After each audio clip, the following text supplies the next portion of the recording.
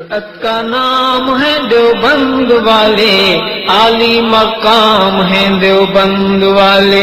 जुर्अत का नाम है देवबंद वाले, आली मकाम है देवबंद वाले। जुर्अत का नाम है देवबंद वाले, आली मकाम है देवबंद वाले। आली मकाम है देवबंद वाले। अल्लाह का दीन पूरी दुनिया में आम कर गए, अल्लाह का दीन पूरी दुनिया में आम कर गए। कुफरी ताकतों का पहिया जो जाम कर गए, कुफरी ताकतों का पहिया जो जाम कर गए। उनके गुलाम हैं देवबंद वाले, आली मकाम हैं देवबंद वाले। उनके गुलाम हैं देवबंद वाले, आली मकाम हैं देवबंद वाले। जुर्अत का नाम है देवबंद वाले, आली मकाम हैं देवबंद वाले। अल्लाह के शेर हैं ये, बेहद दिलेर हैं ये। अल्लाह के शेर हैं ये, बेहद दिलेर हैं ये। उम्मत का मान है ये, असहाब खैर हैं ये। उम्मत का मान है ये, असहाब खैर हैं ये।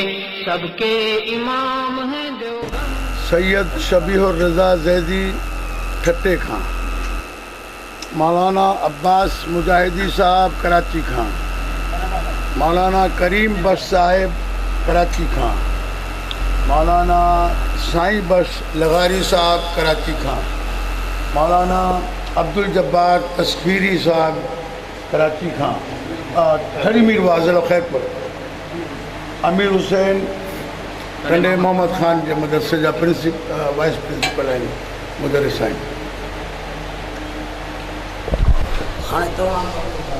हे मौलाना असांजो जहान ज़ेब साहब पठान खैरपुर खां, अली शेर रहमानी खैरपुर खां, मौलाना हफ़ीज़ुल्लाह चांडियो साहब खैरपुर खां, मौलाना अली मुआविया हैदराबाद खां।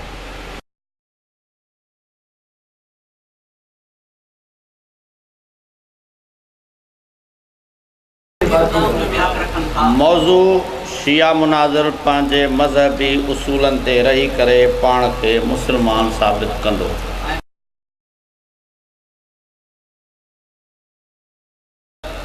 इमाम था चवनि त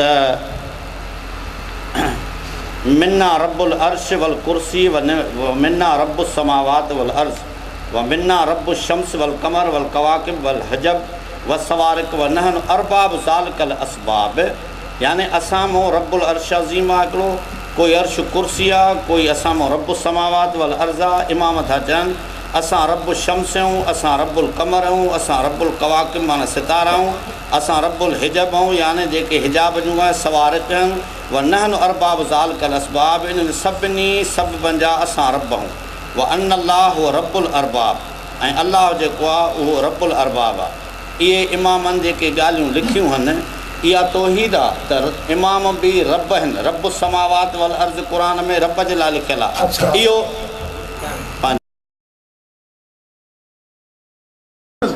सवाल न आहे, असांजो सवाल आहे त नबी पाक सल्लल्लाहु अलैहि वसल्लम हे 5 शयूं उम्मत खे सेखारियूं आहिनि त ईमान आणिजो। अमल जुदा आहे, जीअं शिया मज़हब में लिखियलु आहे त हे शयूं 5 ईमान जूं ऐं पोइ अमल आहे। इहो फरमान मुस्तफ़ा जो हुजे त हे 5 शयूं अमल जुदा आहे, ये मुस्तफ़ा जो फरमान हुजे। जी बाबा सनद सां मरफू है। जी करीम सल्लल्लाहु अलैहि वसल्लम जो फरमान आहे। सनद पढ़ो, सनद जी सनद पढ़ो त सनद सां कोन किताब तर्जुमो का असां तव्हांखे नाला पढ़ो त रावी हिन को पुछूं त रावी सही है या गलत है। राविन जे सनद पढ़ो त असां हिन को पुछंदासीं शिया मुसलफ़ को त रावी सच्चा आहिनि या कच्चा आहिनि। न इन ते तव्हांजी बहस न हूंदी, हिते को रिवायात खे तव्हां एतिरी बहस में न वेंदा। मां तव्हांखे पंहिंजे किताब मां इहो लिखियलु ॾेखारियां थो त नबी करीम सल्लल्लाहु अलैहि वसल्लम असांखे इन्हनि 5 शयुनि इन्हनि 5 शयुनि जी तालीम असांखे ॾिनी आहे ऐं जिन राविन खां असां ते रिवायत पहुती आहे उहे असांजा मासूम इमाम आहिनि उन्हनि ते असां वसूक रखूं था। तव्हां रखो था त असां बि त तव्हांजे किताब खां पुछंदासीं, पंहिंजो घुरे चवंदासीं असां वटि ग़लति आहिनि, तव्हां वटि सही हुजनि असांखे क़बूल। हदीस सां मुवाफ़िक़ आहे पोइ तव्हां हुनखे क़बूल कयो, नहजुल बलागा खे छो था तव्हां ठुकरायो? माना इक़रार तव्हां कयो पहिरियों त तव्हांजो मज़हब नबी सां साबित न आहे त पोइ इस्लाम पाण पंहिंजी हदीस सां में इहा वज़ाहत करियो त अना मदीनतुल इल्म व अलीयुन बाबुहा फमन अरादल इल्म फलियतिल बाब। मां इल्म जो शहर आहियां, अली उन जो दरवाज़ो आहे, जेके इल्म खपे उहो दरवाज़े ते अचे। सो असां दरवाज़े खां अंदर अचे, दरवाज़े खां अंदर अचे, खज़ानो अंदर आहे। हाणे न इल्म खां दरवाज़ो, इल्म जो दरवाज़ो माना शहर कहिड़ो आहे? इल्म जो दरवाज़ो त अली साईं आहे। आमनू अतिउल्लाह व अतिउर रसूल व उलिल अम्र मिनकुम फइन तनाज़अतुम फी शैइन फरुद्दूहु इलल्लाहि व रसूल इन कुंतुम तुमिनून बिल्लाहि वल यौमिल आखिर। नबी करीम सल्लल्लाहु अलैहि वसल्लम फरुद्दूहु इलल्लाहि व रसूल। इत्तलाफ थी पए त उलिल अम्र खे बजाय अल्लाह ऐं रसूल खे। हाँ, अल्लाह ऐं रसूल खां पुछो। रसूल जो फरमान ॾेखारियो। सही, रसूल जो फरमान ॾेखारियो। रसूल जो फरमान आहे, अल्लाह जो फरमान। सही, मां हाणे नबी जो फरमान बोला قال فمن كنت مولاه فهذا علي مولاه اللهم بارك من والاه وعاد من عاداه وانصر من نصره واخذل من خذله واعن من اعانه। इहो असांजे सवाल जो जवाबु आहे। जी साईं। त रसूल सल्लल्लाहु अलैहि वसल्लम फरमाया पंजनि शयुनि ते ईमान आणे, इंसाफ़ वारा ॿुधनि था। पछाड़ीअ में पछाड़ीअ में असां ईअं क़ुर बि रखंदासीं त जेको असांजो सुवालु आहे त जीअं तव्हांजे किताब में लिखियलु आहे त ईमान में हे 5 शयूं, ॿियो अमल आहे। ईअं तव्हां असांखे ॾेखारियो त मुस्तफ़ा करीम फरमायो ईमान में हे 5 शयूं। असां वज़ाहत बि न था पुछूं, तौहीद जी वज़ाहत, रिसालत जी वज़ाहत,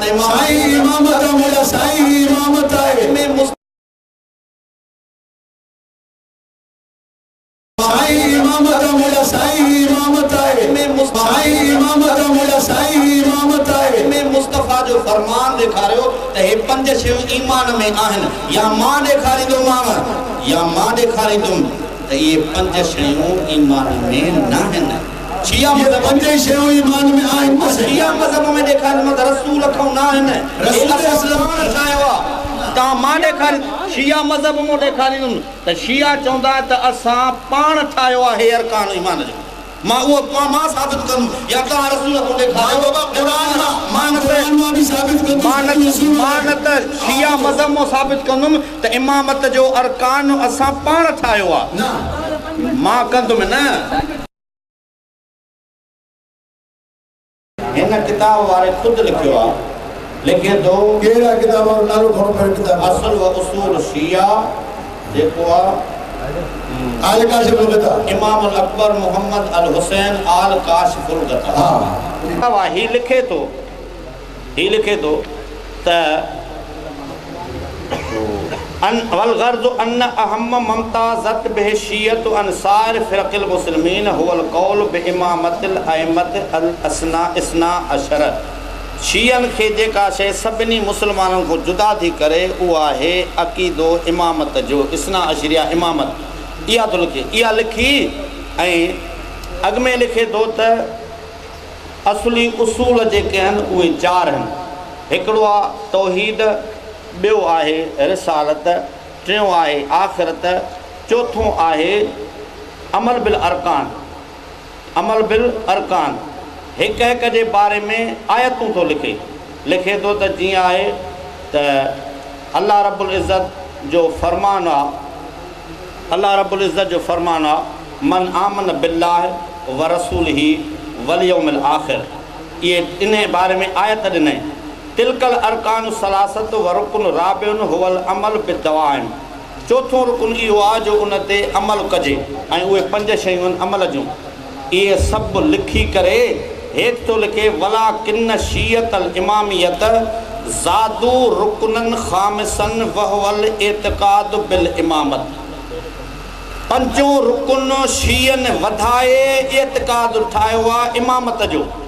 5 रुकन शीयन वधाए वला किन शीयतल इमामियत ज़ादू रुकनन ख़ामिसन वहवल एतकाद बिल इमामत यानी अया तकद अनल इमामत मनसबुन इलाहियुन कन नबुवत शीयन जेको आ पंजो रुकुन वधायो आ एतकाद में त एतकाद इमामत ते यो शीयन वधायो आ हे रखियो तो अकीदो त इमामत भी नबुवत वांगुर मनसब इलाही आ अॻिते लिखे थो व यश्तरतून ऐं यकून मासूमन कन नबी अनिल ख़ता वल ख़तियत ऐं हे शर्त बि शीयन वधायो आहे त इमाम नबीअ वांगुरु मासूम हूंदो। मुंहिंजो सुवाल इहो हो त रसूलुल्लाह सल्लल्लाहु अलैहि वसल्लम इहे 5 शयूं ॿुधायूं हुजनि तव्हां साबित कयो पंहिंजे किताब मां पंहिंजे सही सनद सां जेका तव्हां वटि रवायत मोतबर हुजे मोतबर किताब मां पंहिंजो ईमान साबित कंदो। तव्हां ईमान लिखरायो आहे उहो ईमान तव्हां रसूल खां ॾेखारियो नथा। मुस्तफ़ा करीम सल्लल्लाहु अलैहि वसल्लम जी हदीस तव्हां वटि मुस्तफ़ा जे ईमान सेखारण वारी कहिड़ी आहे बल्कि हिते इक़रार कयो अथई त वला किन शीयत अल इमामियत ज़ादू रुकनन ख़ामिसन वहवल एतकाद बिल इमाम शीयन 5 रुकुन अने अरकान इस्लाम में इस्लाम वधाए इमामत जो अक़ीदो उन में रखियो आहे यानी अक़ीदो रखियो अथऊं त इमामत बि नबूअत वांगुरु मनसब इलाही आहे ऐं इमाम जो मासूम हुजण बि शीयन शर्त रखियो आहे। हीअ ॻाल्हि अवामुन्नास जे साम्हूं आहे। असुल उसूल शिया जेको हिननि पाण मोतबर सम्झी करे उन मां हवालो ॿुधायो आहे उन मां पंहिंजे उसूल दीन ॿुधायो आहे। उन उसूल दीन मां हीअ ॻाल्हि वाज़े तौरु लिखियलु आहे त इमामत जो अक़ीदो शीयन वधायो आहे वधायो आहे वधायो आहे। न अलाह ॾसियो आहे न रसूलुल्लाह ॾसियो आहे। तॾहिं त हिननि चयो त शीयन वधायो आहे। मथे एतकाद जेका ज़िक्र कयईं अलाह ते ईमान मलाइकनि रसूलनि ते ईमान ऐं आख़िरत ते ईमान उन जे लाइ आयत ॾिनई त हिन आयत मां इहे 3 रुकन साबित आहिनि ऐं हिन जे लाइ का आयत बि न ॾिनई। मालूम थियो त रसूलुल्लाह सल्लल्लाहु अलैहि वसल्लम शीयन खे जेको अक़ीदो सेखारियो आहे उहो रसूल वारो हिननि वटि कोन्हे। हिननि पाण रुकुन ख़ामिस वधायो आहे। जंहिं क़ौम जो अक़ीदो ईमानी हथरादू ठहियलु हुजे उन क़ौम खे कीअं मुस्लमान सम्झिजे। मुस्तफ़ा करीम सल्लल्लाहु अलैहि वसल्लम उम्मत खे ईमान सेखारियो। वरी बि मुंहिंजी तव्हांखे दावत आहे त सही सनद सां सही रिवायत सां मुस्तफ़ा सल्लल्लाहु अलैहि वसल्लम कोल पंहिंजे कंहिं बि एतिरा किताब पिया अथव कंहिं बि हिकु किताब मां सही सनद पढ़ंदव असां रिजाल जे किताबनि मां उन ते जरह ॾिसंदासीं सही रिवायत आहे या ज़ईफ़ आहे। पोइ तव्हां सही रिवायत पेश करे असांखे ॾेखारियो त रसूलुल्लाह सल्लल्लाहु अलैहि वसल्लम जन हे 5 शयूं सेखारियूं त हिननि ते तव्हां ईमान आणियो। अहिड़ो कौल मुस्तफ़ा खां छियो ॾेखारे। पंहिंजे ज़माने जे इमाम खे न सुञाणे उहो कुफ्र ऐं जहालत जी मौत ते मरंदो। क़ुरान मजीद में अल्लाह तबारक व तआला इरशाद फरमाए यौम नदउ कुल्ल उनासिन बिइमामिहिम क़यामत जे ॾींहुं हाणे हर इंसान खे उन जे इमाम सां घुराए हूंदो। वजअलनाहुम अइम्मतन यहदूना बिअमरिना असां उन्हनि खे इमाम हुकुम सां माण्हुनि खे हिदायत कंदा। इहा बि इमामत ते दलील आहे। इन ॻाल्हि अलावा हज़रत इब्राहिम अलैहिस्सलाम खे अल्लाह पंहिंजे नबूवत जी रिसालत ॾिनी और जनाब इब्राहिम अलैहिस्सलाम ने जितना इब्राहिम रब्बुहु बिकलिमातिन फअतम्महुन्ना क़ाल इन्नी जाइलुका लिन्नासि इमामा قال لا ينال قال من ذريتي قال لا ينال أهل الظالمين يا إمامة وجعلناه للمتقين إماما موجود ذرية مجال إمام होता इमामनि जे बारे में क़ुरान मजीद जो एतिरो आयत मौजूद है कि जो इनकार करनी मुमकिन न है। इमामत असां रसूल का वक़्त किया है खिलाफत असां रसूल का वक़्त किया है ऐं असां इलेक्शन जे ज़रिए सां या सिलेक्शन जे ज़रिए सां कायल न आहियूं। असां शिया इस्ना शरी और जो इमामत अल्लाह की तरफ आहे इन्ना अलैना लल हुदा व इन्ना लना लल आखिरत वल ऊला हिदायत जी ज़िम्मेवारी असां ते आहे। असां रसूल ठाहींदासीं। उन खां अलावा नबी करीम सल्लल्लाहु अलैहि वसल्लम ने फरमाई व इन्नमा अंत मुनज़िरुन लिकुल्लि क़ौमिन हाद असां तोखे मुनज़िर ठाहे मोकिलियो आहे।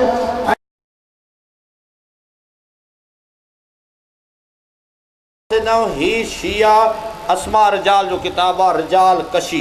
हे रिजाल कशी अबू जाफ़र मोहम्मद बिन हसन बिन अली तूसीअ जो लिखियलु आहे जेको शीयन वटि सिक्को आहे ऐं शीयन वटि वॾो मोतबर आहे। उन लिखियो आहे त लिखे थो त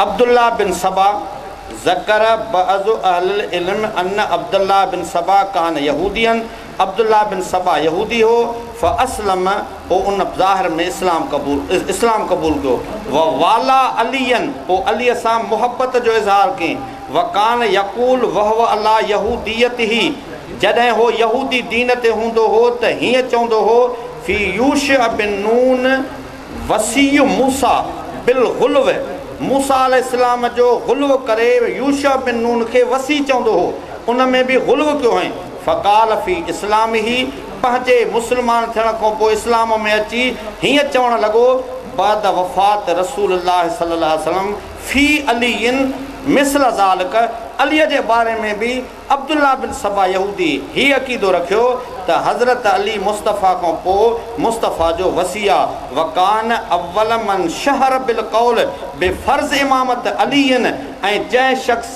पहिरियों अलीअ जे इमामत जे कौल खे मशहूरु कयो उहो अब्दुल्ला बिन सबा यहूदी हो व अज़हर अल बरात मिन आदाही ऐं उन जे सियासी मुखालफ़तनि खां बरात जो ऐलान कयईं व काशफ़ मुखालफ़े उन जे सियासी मुखालफ़नि खां जो पर्दो खयईं व अकफ़रहुम ऐं उन्हनि खे कुफ़्र जी फ़तवा ॾिनी ऐं फ़मिन हा हुना इन्हनि अक़ीदनि जे करे काल मन ख़ालफ़ शीयत असलु तशय्युअ वर्रिफ़्ज़ माख़ुज़ मिनल यहूदियत इन जे करे शीयनि जा मुखालिफ़ चवंदा आहिनि त शिया मज़हब ऐं राफ़िज़नि जो मज़हब यहूदियुनि खां अख़ज़ कयल आहे हिन बिना नकीर जे ॻाल्हि करे हक़ीक़त खे वाज़ियो कयो त अलीअ जे इमामत जे मञण जे फ़र्ज़ियत जो अक़ीदो नबी पाक न ॿुधायो हो पर अब्दुल्ला बिन सबा यहूदीअ ॿुधायो हो हिन वाज़ियो तौर ते ॿुधायो त मुस्तफ़ा इहो रुकुन इस्लाम में कोन दाख़िल कयो इस्लाम में कोन दाख़िल कयो पूरी ॻाल्हि कयां इस्लाम में कोन ॾियां थो न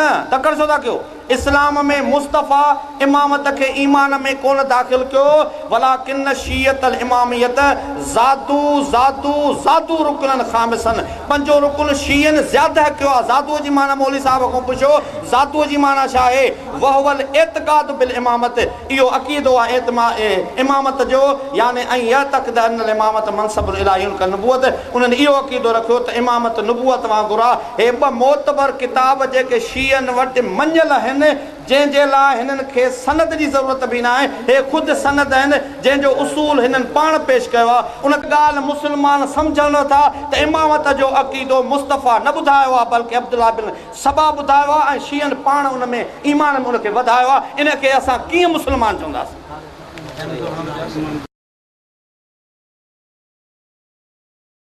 यहूदी उन्हीं मज़हब शिया ठाहियो यूशा बिन नून खे चई त मूसा जो वसी हो सभिनी नबियुनि जा वसी हुया अली नबी जो वसी आहे इहा स्टोरी आहे हाणे इन्ही इब्न सबा खे पहिरियां तारीख़ में जेका तारीख़ इस्लाम लिखी वई आहे तव्हांखे मां दावत ॾियां थो पहिरियां तबरी आंदो न इब्न साद आंदो न इब्न इसहाक़ आंदो न याकूबी आंदो न तबक़ात साद में आहे पहिरियों 310 में तबरी जी वफ़ात आहे इन यानी सबा वारे वाक़े खे आंदो आहे तबरी हाणे ॻाल्हि ॿुधो जेतिरा वेठा आहियो ख़ुदा खे हाज़िर नाज़िर ॼाणे मां सवाल कयां थो इब्न इहा तबरी कंहिंखां वरितो हीउ सिलसिलो काॾे थो वञे इब्न सबा खे तबरी बयानु कयो आहे तबरी इन खे वरितो आहे सैफ बिन उमर खां तव्हां वटि रिजाल आहे हिकिड़ो हा खणो हिकिड़ी ॻाल्हि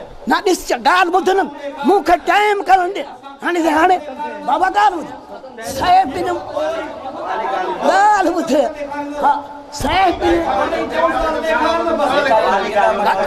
केॾे ॻाल्हाइण ॾियनि सैफ बिन सुबुह चवां थो ॻाल्हि ॿुध न यार तूं यार तो अमीन में किताब खोलो असां किताब हे मुनाज़रो आहे हे मजलिस पाणी न आहे त जातो हणाई उतो हणी वञ हिते मुनाज़रो आहे किताब खोले ॾेखार हे सभु माण्हू इन लाइ आया आहिनि त सबूत ॾिसी चऊं न किताब खोल ॻाल्हि करे थो किताब मूं करे न ठीकु आहे कहानी नवीस दास्तान नवीस कूड़ो हुयो नबी जे पूरी रिवायतूं ठाहियूं इहा रिवायत जेका आहे इब्न सबा वाली जाली मौज़ू आहे जे किताब न ॾेखारींदो असां चवंदो असां इहा तकरीर कूड़ी आहे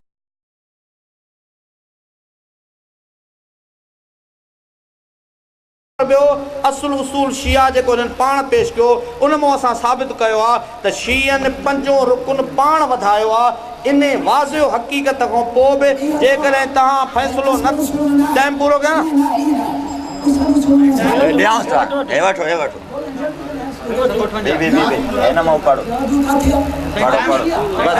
अदा अमीन अमीन तवज्जो कनि अमीन जे हुजे त फ़ैसिलो थी वियो बसि।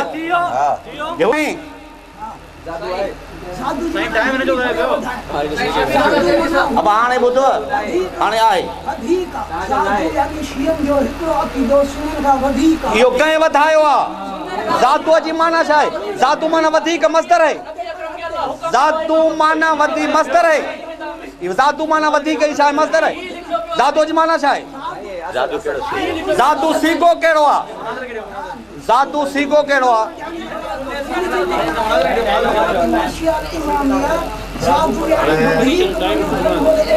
वधीक कीअं? वधायो अथऊं वधायो अथऊं वधायो अथऊं वधायो अथऊं वधायो अथऊं वधायो अथऊं। बीबी बस बस हाणे असां तव्हां ते क़ुरान मजीद मथे ते था रखूं। ज़ातूअ जी माना कयो। ज़ातूअ जी माना कयो। न न हिते त तुंहिंजी इज़त बची वेंदी पर आख़िरत में काॾे वेंदे? ज़ातूअ जी माना कर क़ुरान मथे ते रखां। ज़ात माना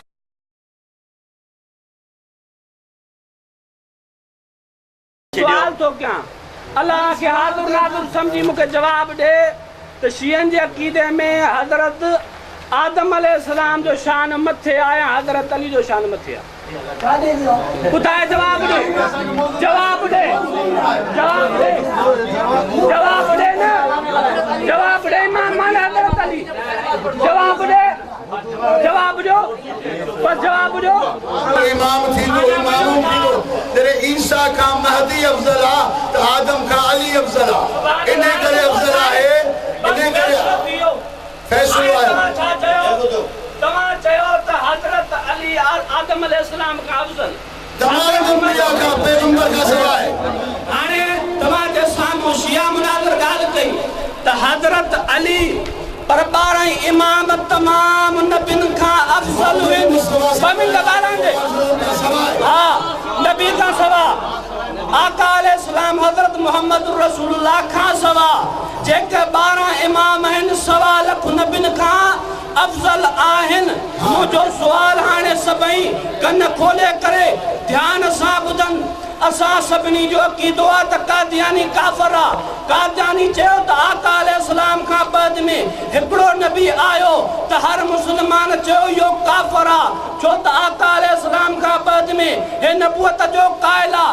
तव्हांजे साम्हूं शिया मुनाज़िर चवे थो त आका अलैहिस्सलाम खां बाद में हज़रत अली आहे, बाद में हज़रत हसन आहे, बाद में हज़रत हुसैन आहे, बाद में 12 इमाम आहिनि। चए थो 12 ई इमामनि जो शान नबियुनि खां मथे आहे। कादियानी चवे त नबी खां पोइ आका अलैहिस्सलाम खां पोइ हिकिड़ो नबी आयो त काफ़िर चऊं था। वरी शियो मुनाज़िर तव्हांजे साम्हूं चवे थो त आका अलैहिस्सलाम खां बाद में हिकु न 12 उहे नबियुनि खां बि अफ़ज़ल आया।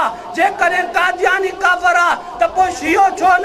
मां तव्हांजे साम्हूं हिकु किताब तर्जुमे फ़रमान अली थो पढ़ां जेको शियनि जो मोतबर तरीन तफ़सीर आहे। उहो लिखे थो पाण लिखे थो त जेको इससे साबित हुआ कि जो लोग आप अलैहिस्सलाम के फज़ाइल की ख्वामखा तावीलें करते हैं। हे तर्जुमे फ़रमान अली जो मुसन्निफ़ पाण लिखे थो त जेको हज़रत अली मुर्तज़ा जे फ़ज़ाइल जी ख्वामखा तावीलूं कंदो आहे या किसी इमाम को नबूवत या खुदाई के दर्जे तक पहुंचा देते हैं। चवे थो त जेको माण्हू इमाम जे शान जी तावील करे नबी ताईं पहुचाए या खुदाई ताईं पहुचाए वो खारिज अज़ ईमान है। वो ईमान खारिज आहे। शियो पाण थो चए। हाणे मुंहिंजो सुवाल 2 मिंट मुंहिंजो टाइम पूरो थिए। मुंहिंजो सुवाल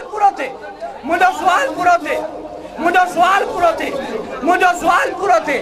मां चयो कादियानी काफ़िर आहिनि तो भी मने तो मां भी मना तो छो काफ़िर आहिनि हो नबी साईं जन खां बाद में हिकिड़े खे नबी थो मने जंहिंजो नालो रखियो अथई गुलाम अहमद, अहमद जो गुलाम सभिनी चयो त काफ़िर छो हे नबी साईं जन खां बाद में नबूअत जो क़ाइल आहे। शियो थो चए आका अलैहिस्सलाम खां बाद में हिकु न 12 उहे अहमद जा गुलाम न अव्वलुना मुहम्मद पहिरियों इमाम बि मुहम्मद आहे व औसतुना मुहम्मद विचों भी मुहम्मद आ वो आखिरुना मुहम्मद आखिरी भी मुहम्मद आ व कुल्लुना मुहम्मद असांजा 12 इमाम मुहम्मद आहिनि। वरी तव्हांजे साम्हूं पाण इन इक़रार कयो असांजा 12 इमाम हर नबी खां मथे हर रसूल खां मथे। हाणे तव्हां फ़ैसिलो कयो जेको पंहिंजे 12 इमामनि खे नबी खां बाद में मने वरी 20 नबियुनि खां मथे छा इहो ख़त्म नबूअत जो इनकारी न आहे? वरी ॻाल्हि पूरी थिए वरी हिन ॻाल्हि कई वरी हिकिड़ी ॻाल्हि कई न सुवाल पूरो थिए 5 मिंट पूरा थियनि आख़िरी ॻाल्हि आहे तव्हांजे साम्हूं मुनाज़र ॻाल्हि कई त ईसा अलैहिस्सलाम हज़रत महदी जे कॾहिं निमाज़ पढ़ंदो। असांजो अक़ीदो आहे शागिर्द जे पुठियां उस्ताद निमाज़ पढ़ी सघे थो मफ़ज़ूल जे पुठियां जेको फज़ीलत वारो पाण खां घटि फज़ीलत वारे जे कॾहिं निमाज़ पढ़ी सघे थो। मुंहिंजे हथ में रिजाले कशी आहे जंहिंमें रिजाले कशी किताब जंहिंमें लिखियल आहे त हज़रत अली अबू बकर सिद्दीक़ जे कॾहिं निमाज़ पढ़ी हज़रत अली अबू बकर सिद्दीक़ जे कॾहिं निमाज़ हे साईं हे तव्हांजे मुंहिंजे हथ में किताब आहे जंहिंमें लिखियल आहे रसूल पाक के सिवा तमाम अंबिया ख़ुदा मुसलमानों आका अलैहिस्सलाम का सवा तमाम अंबिया और मलाइका आस्ताने आलिया के दर के अदना गुलाम हैं। जे तो हर रसूल हर नबी इमाम जे दर जो गुलाम आहे। यो ख़त्म नबूवत जो इनकारी ना है बाजानी काफिरात है जो ना है। तव्हांजे किताब में लिखियल आहे हज़रत नूह अलैहिस्सलाम जॾहिं टेड़ी तयार करण लॻो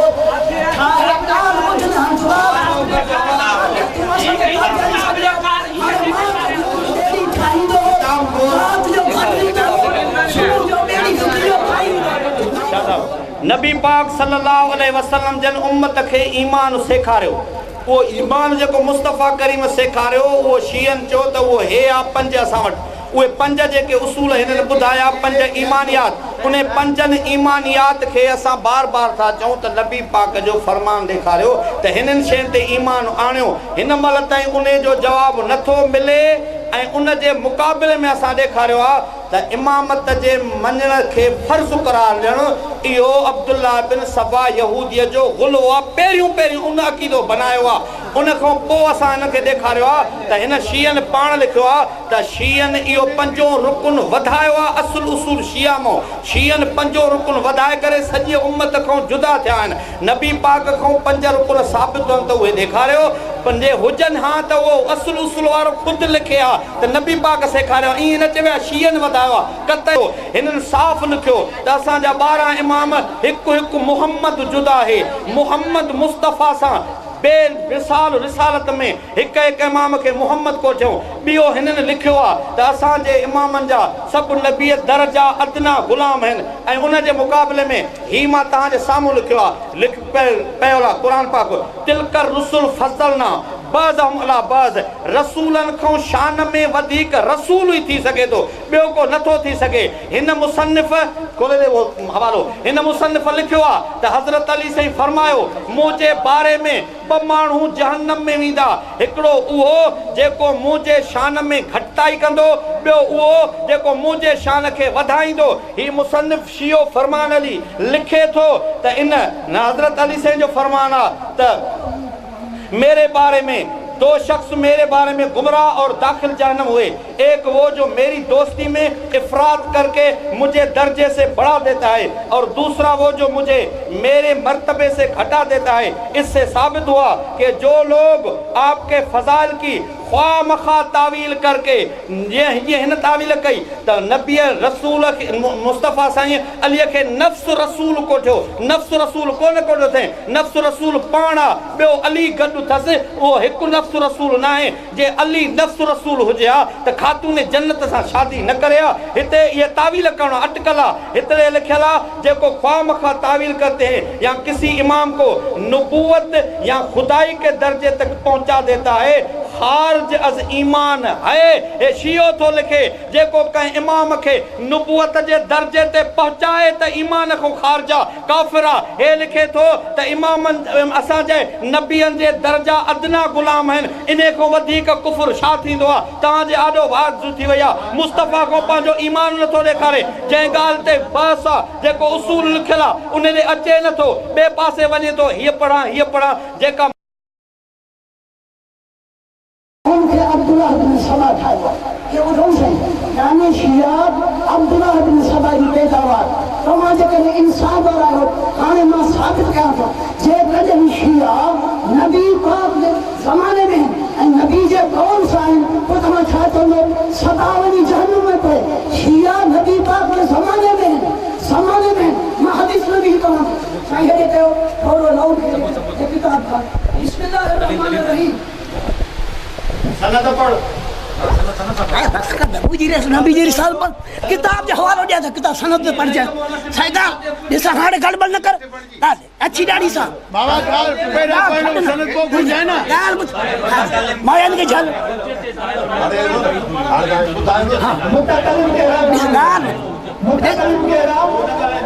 गाल मुझ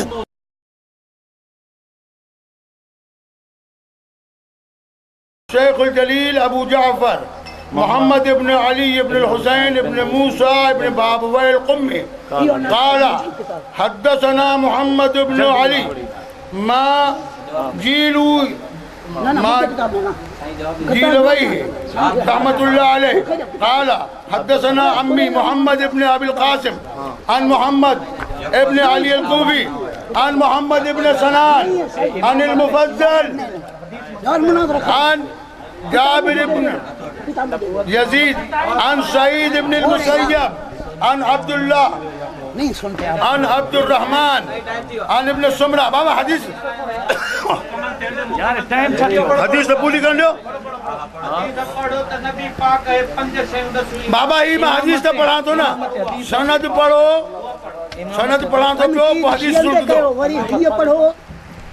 फकाला यब्न सुमरा कह जो काल रसूलुल्लाह सल्लल्लाहु अलैहि वसल्लम अरशदनी इलन निजा फ़क़ाल यब्न सुमरा इज़ा इख्तलफ़तिल अहवा व तफ़र्रक़तिल आरा फ़अलैका फ़अलैका फ़अलैका पढ़ण तो जो साईं पढ़ण तो जो मूंखे माण्हू मूंखां बाद जेको माण्हू अलीअ जी विलायत इमामत खे रद्द कंदो व आदाहो व यब्न सुमरा इन अलियन मिन्नी अली मोह मंझा है रूहुन मिन रूही उन जी रूह मुंहिंजी रूह मंझा है व तीनत हू मिन तीनती उन जी तीनत मुंहिंजी तीनत मंझा है हुआ आखी वो मुंहिंजो भाउ बि आहे व अना अखू हो ऐं मां हुनजो भाउ आहियां व हुआ ज़ौज इब्नती फातिमा उहो मुंहिंजी धीउ फातिमा जो मुर्स आहे सैयदतु निसाइल आलमीन जेका आलमीन जी औरतुनि जी सरदार आहे मिनल अव्वलीन वल आखिरीन अव्वलीन खां वठी आखिरीन ताईं वबना इमाम उम्मती ऐं उन जा ॿई पुट हिन उम्मत जा इमाम आहिनि सैयदा शबाब अहल जन्ना ऐं ॿई जन्नत जे जवाननि जा सरदार आहिनि अल हसन वल हुसैन तिसअतुन मिन वुल्दिल हुसैन ऐं 9 औलाद हुसैन वञा फसअहुम क़ाइम उम्मती तासिहुम क़ाइम उम्मती यमलउल अर्ज़ क़िस्तन व अदला उन्हनि जो नाव मुंहिंजी उम्मत जो क़ाइम आहे जेको ज़मीन खे अदल इंसाफ़ खां भरंदो कमा मोले ज़ुल्म व जौरा जीअं ज़ुल्म जौर खां भरियल हूंदी। ही किताब जेको चाचे साहब पढ़ियो पढ़ंदे पढ़ंदे जज़्बात में जोश में ॻाढ़ो थी पियो वञे। किताब छपियल आहे 1417 हिजरीअ में 1417 हिजरीअ में हिन में लिख हेॾे खणी ॾियो न हिन में लिखियलु आहे त रसूलुल्लाह सल्लल्लाहु अलैहि वसल्लम जन हीअं फरमायो 1417 वारे माण्हूअ खे रसूलुल्लाह जी ॻाल्हि कंहिं तरीक़े सां पहुती हूंदी न, उहो तरीक़ो त हुजेसि न। तरीक़ो हिन में लिखियलु नाहे, ॻाल्हि फज़ूल थी वई। जेका सनद सां ॻाल्हि हूंदी उन जो सुवालु कंदो। हा माना इहा तस्लीम कई त उहो वई, इहा ॻाल्हि वई ख़तमु। हाणे किताब, हाणे वठि किताब, हाणे किताब वठि, हाणे किताब वठि। मूं जेको बार बार चयो कंहिं सुफ़े ते किताब, कंहिं सुफ़े ते आहे, हा वठो सिफ़ो नंबर 2 त शीयन इमामत जो दर्जो छा रखियो आहे, नुबुअत खां मथे। नबी इमामनि जे दर्जा अदना ग़ुलाम आहिनि ऐं इहो अक़ीदो हिन फरमान अलीअ लिखियो आहे जेको नुबुअत जे दर्जे ताईं इमामनि खे तावील करे पहुचाए उहो काफ़िर आहे। कादियान ने हिकु नबी तस्लीम कयो त काफ़िर चयो वियो, हिननि 12 नबी तस्लीम कया, नबियनि खां बल्कि अफ़ज़ल तस्लीम कयूं, बल्कि अफ़ज़ल, बल्कि अफ़ज़ल, बल्कि अफ़ज़ल, बल्कि अफ़ज़ल, बल्कि अफ़ज़ल, बल्कि अफ़ज़ल, बल्कि अफ़ज़ल चयूं। नबियनि खां इमामनि खे अफ़ज़ल चयूं। ही चवे थो बराबरि चवण वारो बि काफ़िर आहे। हिननि त चयो त नबी असांजा, इमाम असांजा ॿियनि नबियनि खां अफ़ज़ल आहिनि ऐं मुस्तफ़ा सां शराकत कंदे चयूं त असांजो हर हिकु इमाम जेको आहे उहो मुहम्मद आहे। मुस्तफ़ा सां गॾु उन्हनि खे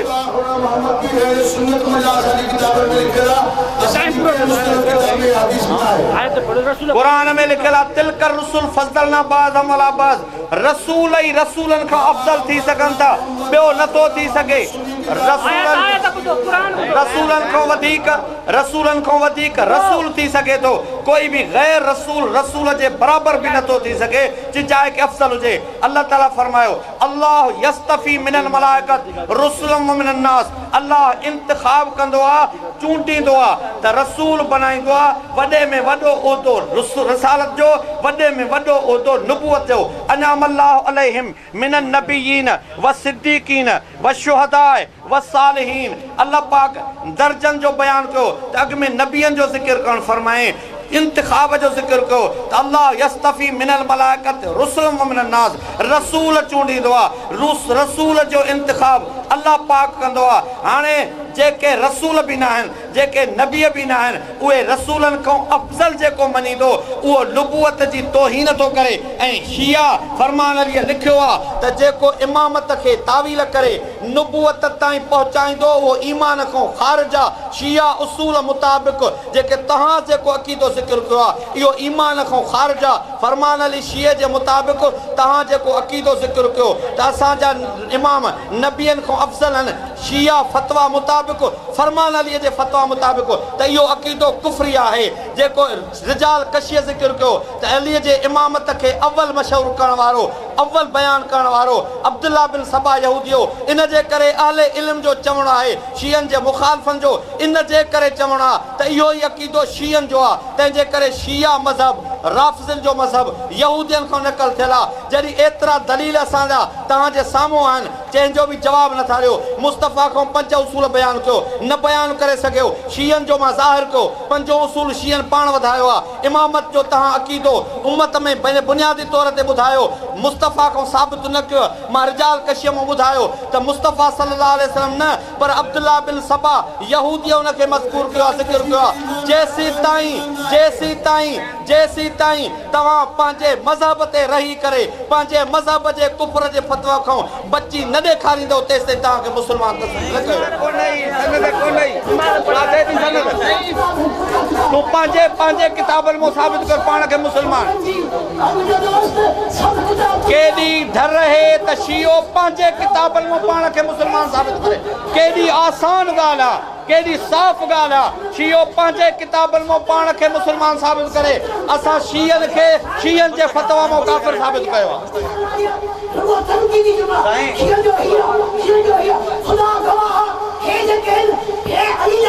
रोइण में न थींदो।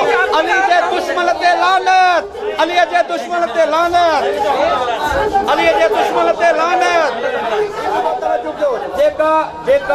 जेका मुज्तहिद साहब पढ़ी आहे हदीस सनद सां, हिन में लिखियलु आहे हदीस बयान के असांखे मोहम्मद बिन अली मां जेल भी है काल हदसना अमी मोहम्मद बिन कासिम अन मोहम्मद बिन अली अल कूफी अन मोहम्मद बिन सनान अन मोहम्मद बिन सनान अम मोहम्मद बिन सनान हिन में राविया ही रिजाल कशी जे तनकीउल मकाल शीयन जो किताब आहे इन में लिखियल आहे त मोहम्मद बिन सनान मजहूल राविया खोले ॾिस ॾेखारियो मजहूल राविया रवायत सनद सां निशान ॾिस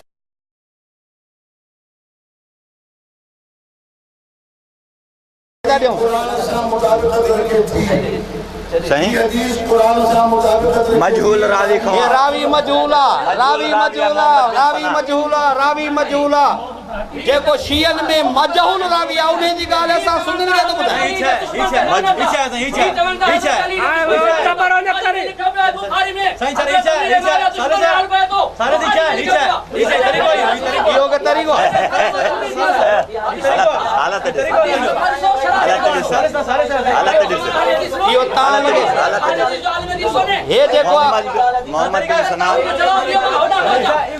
जरूरत न आहे तू जहिड़े जी जरूरत न आहे चुप चुप तक अहिड़ो जो जज्बात में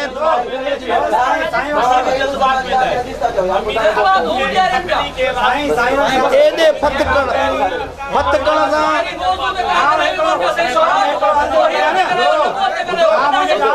करण सां मसलो हल न थींदो हिते ईमान साबित कर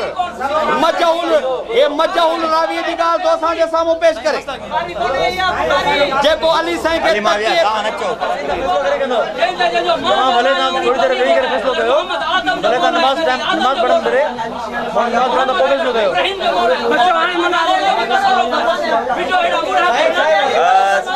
अली से वॾे शान वारो आहे पर अबू बकर जो मुक्तदी आहे झुनवी का पैगाम फेरूंगा मैं पाकिस्तान कर दूं हर जा पे ऐलान शिया नहीं मुसलमान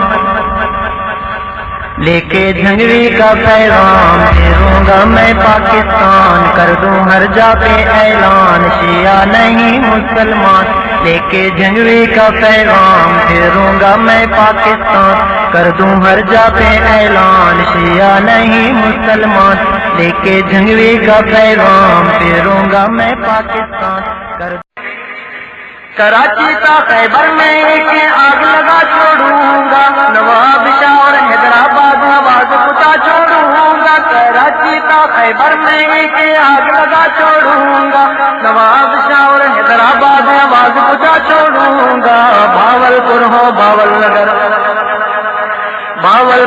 भावलनगर याजक आप काला खान लेके झंगवी का पैगाम फेरूंगा मैं पाकिस्तान कर दूं हर जा पे ऐलान शिया नहीं मुसलमान लेके झंगवी का पैगाम फेरूंगा मैं पाकिस्तान कर दूं हर जा पे ऐलान शिया नहीं मुसलमान लेके झंगवी